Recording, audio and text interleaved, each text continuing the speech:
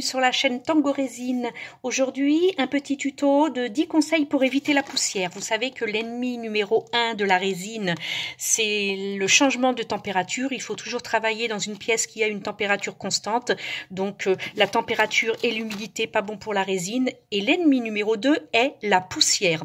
Alors, sachez que il faut toujours, avant de commencer, quel que soit le projet que vous avez, dès l'instant où vous arrivez dans la pièce où vous travaillez votre résine, vous commencez déjà par la nettoyer, même si c'est propre, vous la nettoyez. Alors moi, mon plan de travail, mon atelier, et l'aspirateur en premier, pour enlever tout ce qu'il peut y avoir en poussière, et ensuite les plans de travail qui passent en second plan. Moi, je les nettoie ou à la lingette bébé, vous prenez des premiers prix à Lidl ou des premiers prix dans les grandes surfaces. J'utilise moi souvent les lingettes alcool, pour celles qui ne sont pas professionnelles et donc qui n'ont pas la carte métro. Vous prenez les lingettes bébé, elles font très bien leur job, elles nettoient bien. Vous passez bien sur votre plan de travail, partout, sur les étagères, partout où vous êtes censé bouger et attraper des objets pour pouvoir résiner. Voilà. Donc moi, vous le faites aussi après. Et une fois que vous recommencez le lendemain à résiner, vous repassez de nouveau un coup de lingettes. Donc il faut toujours nettoyer avant votre plan de travail ou à l'eau savonneuse, et dans ce cas-là, essuyez bien, attendez que ce soit bien sec, ou alors aux lingettes alcool ou aux lingettes bébé. Ça, c'était le numéro 1. Pour le numéro 2, donc le conseil numéro 2 est de laver tous ces outils avant de commencer. Les petits bâtonnets en bois que nous avons, c'est pareil, vous y passez un petit coup de lingette dessus parce qu'ils sont bien souvent exposés dans un pot, donc, ou un petit coup de chiffon microfibre anti-poussière, c'est très très bien, mais nettoyez tout parce que sur le dessus, quand c'est dans un pot depuis 10 jours, 15 jours, parce qu'on en a utilisé un et on n'utilise pas les autres, comme cela, vous voyez, quand ils sont en stock, on les utilise pas tous la même journée. Donc, au bout de 15 jours, j'en prends un, et ben, il est plein de poussière sur le dessus, et évidemment, ça va dans la résine quand on la mélange. Donc, nettoyez bien vos petits bâtonnets avant de commencer, tous vos outils avant de commencer, et entre chaque coulée si vous pouvez le faire aussi. Et pour essuyer vos outils, préférez les lingettes bébé plutôt que le sopalin, parce que les fibres du sopalin sont imprégnées de poussière, et donc automatiquement quand vous remélangez votre résine, vous avez de nouveau de la poussière à l'intérieur de votre résine. Donc parfois on se dit mais pourtant le mélange je l'ai bien fait, il est bien homogène, la température de la pièce est parfaite, pourquoi ma résine est flétrie sur le dessus, pourquoi elle est blanchâtre? Tout simplement parce que vous avez mélangé avec des bâtonnets en bois plein de poussière. Vous la voyez pas la poussière, mais la résine, elle la sent systématiquement. Alors, conseil numéro 3, avoir des gants en nitrile. Parce que les gants en latex, déjà, ne sont pas conseillés parce que beaucoup de personnes sont allergènes. Donc, le latex, c'est pas bon. Le latex, vous avez de la poudre à l'intérieur, du talc. Donc, quand vous mettez votre gant, automatiquement, vous faites voyager le talc, la poussière. Donc vous en mettez sur votre plan de travail sans vous en rendre compte. Quand vous l'enlevez, et ben c'est pareil, vous en remettez sur le plan de travail. Ça, ce sont des gants en vinyle non talqués, mais le mieux pour l'instant, le mieux pour la résine, ce sont des gants en nitrile.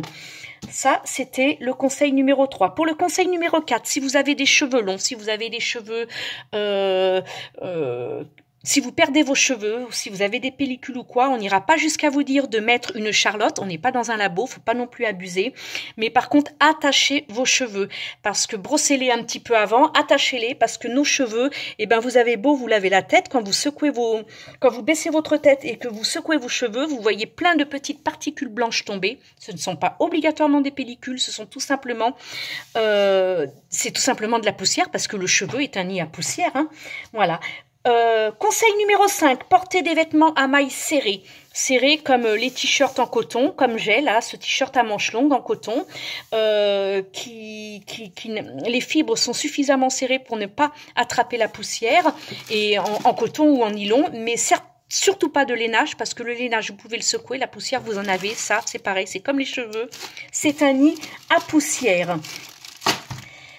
Alors ça, c'est le conseil numéro 5. Pour le conseil numéro 6, abusez des lingettes bébés. Essuyez à chaque fois. N'hésitez surtout pas. Faites-en un stock. Abusez-en. Ne les utilisez pas ensuite pour les fesses de bébé. Hein. Bon, blague à part. Le conseil numéro 6, ayez toujours vos lingettes de bébé à côté. Essuyez tout ce que vous pouvez essuyer. Abusez-en. Voilà, donc ça c'est très bien. Conseil numéro 7, pour garder, pour pouvoir travailler correctement sans abîmer votre plan de travail, moi j'utilise, voilà, j'utilise des très très grandes feuilles. Je ne sais pas si vous voyez, je vais filmer comme ça. Voilà, hop, pardon, ma main. J'utilise des très très grandes feuilles comme ça on la voit bien, de papier cuisson. Voilà, le papier cuisson, c'est idéal pour la résine parce que ça ne colle absolument pas. Vous renversez votre résine, une fois qu'elle est sèche, vous l'enlevez, comme quand vous pelez, comme quand vous enlevez de la peau qui pèle, vous l'enlevez, toute la résine et votre feuille redevient intacte. Alors ça, c'est parfait pour travailler et votre plan de travail, vous le protégez parce que ça ne passe pas à travers. C'est pas plastifié, mais ça ne passe pas à travers et en plus de ça, ça n'adhère pas à la résine. Donc c'est vraiment parfait. Pour le conseil numéro 7, donc utilisez des grandes feuilles de papier cuisson. Si vous ne les trouvez pas en grandes feuilles comme ça, parce que ça c'est métro, donc je ne sais pas si aussi pareil s'il y en a dans le commerce, vous avez les rouleaux et les rouleaux vous les découpez à la longueur que vous souhaitez, à la longueur de votre plan de travail. Conseil numéro 7. Pour le 8, rangez vos pinceaux.